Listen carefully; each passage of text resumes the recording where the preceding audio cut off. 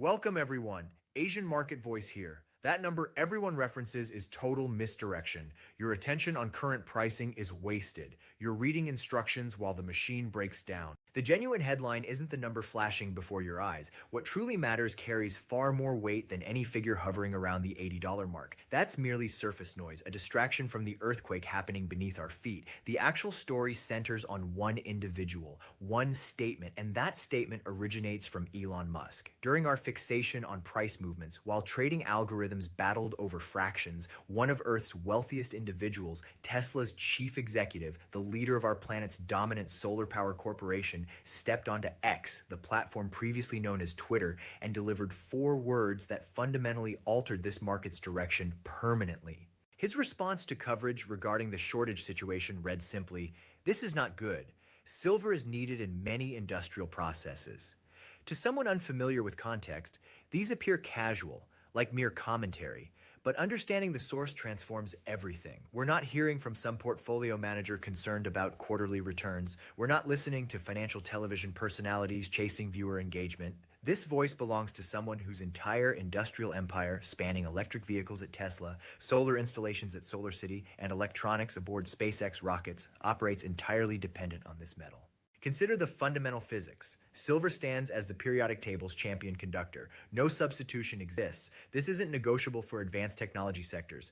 High-efficiency solar panels require silver paste without exception. EV battery management demands silver contacts universally. Physics refuses compromise. Therefore, when Musk declares this problematic, his concern transcends pricing. Cost doesn't matter whether the metal reaches $79 or $100. His wealth provides unlimited purchasing capacity. His genuine worry centers on availability itself. His statement translates directly, "Procurement worries me. Supply chain vulnerability concerns me. The paper trading system deceives while physical inventories vanish."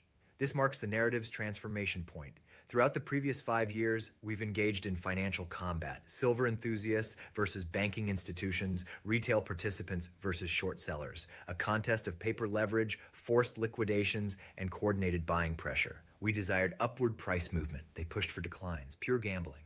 Yet starting this morning, financial warfare concludes, industrial warfare commences. When the world's largest industrial silver consumer publicly recognizes shortage conditions, we shift from speculation into survival mode.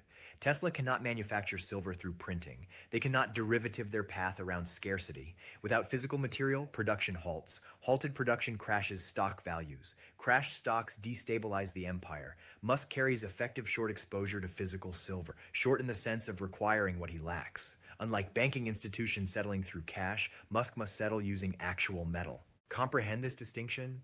When JP Morgan holds short positions and prices climb, they experience monetary losses. They issue payment, painful but survivable. When Tesla faces shortage conditions and supply exhausts, they forfeit production capability. They cease functioning as viable manufacturers of future technology. His tweet therefore signals every technology sector executive, from Tim Cook at Apple to Samsung's leadership to Korean battery manufacturers, that the scramble initiates now. He effectively fired the starting gun for massive corporate accumulation. Previously, these corporations operated under just-in-time inventory philosophy. They maintained several weeks' worth of material because they trusted the established system. They trusted London storage facilities. They believed metal procurement remained perpetually accessible through simple dealer contact. Musk's communication destroys that confidence. He examines identical data streams we monitor, the inventory cliff edge, the deficit situation, the China developments. His realization, just-in-time transforms into not-in-time. Consequences? Samsung reads his statement. They panic. They contact their refinery demanding, "Double our 2026 order. Actually triple it and vault it ourselves, not through you." Apple observes the same message. They panic. They secure strategic reserves. This initiates inventory hoarding cycles, precisely what occurred with toilet paper during 2020, except involving strategic material powering global economic function. Everyone attempts simultaneous purchasing, not for speculation, but ensuring operational continuity. When industrial giants begin hoarding, pricing creates vacuum effects. They don't bid incrementally, they sweep entire order books. Everything at 79, everything at 85, everything at 90. This explains today's 79.57 peak. Markets front-run inevitable corporate panic. Algorithms recognize that Musk doesn't comment on commodities without material problems existing. They understand his supply chain intelligence exceeds anyone's globally. If he identifies shortage, shortage exists. Honestly, Musk isn't merely observing, he catalyzes events. Remember his Bitcoin addition to Tesla's balance sheet? Bitcoin doubled within weeks. We're hearing whispers, supported by his tweet, suggesting Tesla may pursue direct stakes in mining production or physically stockpile material hedging against shortage. If that announcement drops, if filings reveal Tesla purchasing physical silver, $100 isn't the target. 100 becomes the floor. Therefore, the 79.57 all-time high isn't bubble territory. Markets awaken, recognizing pricing has remained too depressed for incentivizing new supply across decades. Current users now pay consequences. Silver endured treatment as paper plaything for 40 years. Today reclaims status as critical strategic asset. Pricing rises because actual users realize sellers, the paper markets, have lied about availability.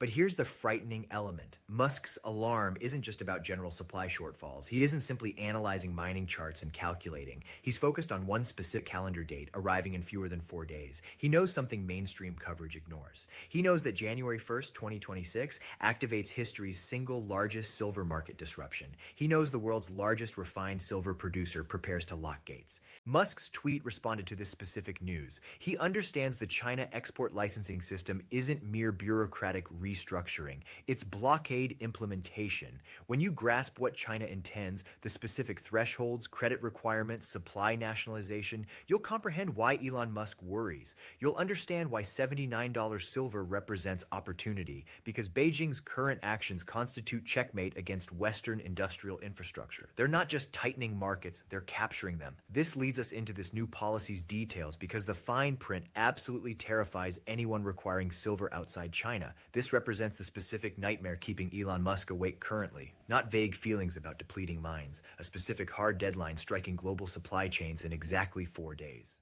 January 1st, 2026 marks when game rules change permanently. China, the world's dominant refiner and processor, officially implements new export licensing for silver. Normally, export license suggests boring paperwork, bureaucrats stamping forms. Don't be deceived. In Chinese Communist Party language, export license politely substitutes for blockade. We've analyzed this new regulation's fine print. It's designed accomplishing one thing: strangling global markets while hoarding domestic supply. Requirements activating next week. Qualifying for silver export licenses out of China demands companies prove two things. First, annual production capacity minimally reaching 80 tons. Second, establish credit lines approximately 30 million US dollars. Why do these specific numbers matter? They're guillotines, designed severing small and mid-sized export market heads. Hundreds of smaller refineries, trading houses, independent brokers who previously supplied Western markets with silver become instantly disqualified. Too small, insufficient volume, inadequate credit lines. Overnight, they're banned from selling material to Apple, to Tesla, to Samsung. Where does their silver go? Cannot leave the country, therefore stays in China. Floods local Shanghai markets, goes directly to BYD, to KTL, to Chinese solar giants. This represents calculated resource nationalism. China effectively declares, we produce solar panels, we produce EV batteries, we need the silver. Why should we export our strategic advantage to the West? This exact playbook mirrors their rare earth metal strategy a decade ago. They tightened export quotas, crushed foreign competition, forced every major technology company relocating manufacturing to China for raw material access. Now repeating with silver. Timing isn't accidental. They're executing this right as global deficits hit critical mass, closing doors just as the building ignites. Elon Musk sees this. He knows China controls massive percentage of refined silver supply chain. Even when ore originates from Mexico or Peru, much flows through Chinese smelters and refiners. When that flow stops, global supply chain snaps. China controls roughly 60 to 70% of global refined silver processing capacity. When they restrict exports, global pricing becomes mythical. Two prices emerge: price inside China where metal exists, and price outside China where panic reigns. This explains why arbitrage we discuss is dead. Western traders used to claim, if silver is expensive in London, we'll simply buy from Shanghai and ship over. Not anymore. You can't ship over. You lack the license. You're not state-approved entities. Metal is trapped. This creates physical iron curtain. One side, China's industrial machine gets priority access. Other side, Western industry, Musk's industry, fights for scraps in markets that just lost their biggest supplier.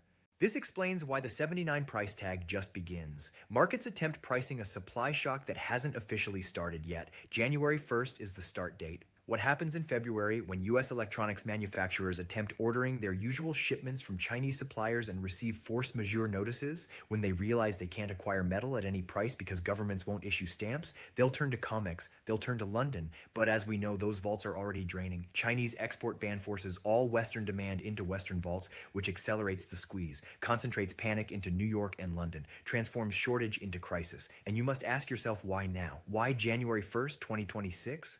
Because China sees the numbers too. They observe the deficit. They see global demand hitting 1.24 billion ounces while supply stagnates at 1.01 billion. They see the 250 million ounce gap. They know that in deficit situations, whoever holds physical metal wins. They're securing their lifeboat before ship sinking. They're ensuring that regardless of price levels, their factories continue operating. This is what Elon Musk meant by "this is not good." He isn't worried about chart prices. He worries about Texas and Berlin factories stopping because they can't acquire necessary conductive paste. He's realizing the free market for silver disappeared, replaced by state-controlled market where access is privilege, not right. This leads us directly into fundamental reality that financial world ignored too long. For decades, Wall Street told us silver was just volatile rock. They told us it was a pet rock. They told us it didn't matter. But industrial data tells different story. Data tells us silver is modern economy's oxygen. And right now, oxygen supply is being cut off by the one country controlling the valve. We need examining industrial reality of this market because the structural deficit isn't theory. It's mathematical certainty about to collide with this export ban in the most violent manner possible. You must understand China's export ban is just the match. The dynamite pile has been building for 5 years. Even before they decided nationalizing their supply, global silver markets were mathematically broken. We need discussing structural deficit because this is the data point transforming Elon Musk's "this is not good" tweet into prophecy. For the last 5 consecutive years, the world has consumed more silver than it produced. This isn't temporary glitch, not supply chain bottleneck caused by ships stuck in Suez Canal. This is geological reality. In 2025 alone, global demand for silver surged to 1.24 billion ounces, but global mining supply, it flatlined at 1.01 billion ounces. Do the math. That's nearly 250 million ounce gap in single year. Where did that extra silver come from? It came from above ground stockpiles, came from vaults in London and New York, came from recycling. But you can only drain a bathtub for so long before hitting the porcelain. And right now we're scraping bottom. Now, usually when a commodity gets too expensive, markets find substitutes. If copper gets too expensive, builders switch to aluminum piping. If platinum gets too pricey, car makers switch to palladium for catalytic converters. Wall Street assumes the same thing will happen with silver. They think if silver hits 100, Tesla will just use copper. They're wrong.